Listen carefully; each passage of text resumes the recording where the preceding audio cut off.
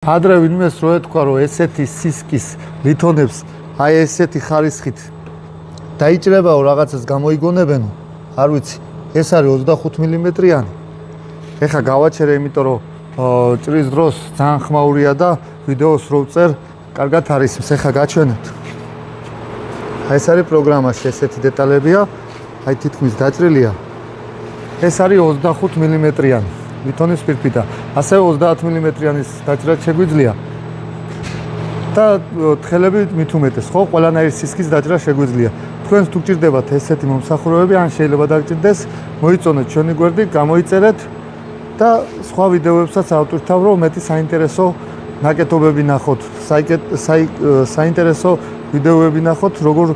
იჭრება ესეთი სისქის ლითონები როგორ მუშაობდება და რა შეგვიძლია ჩვენ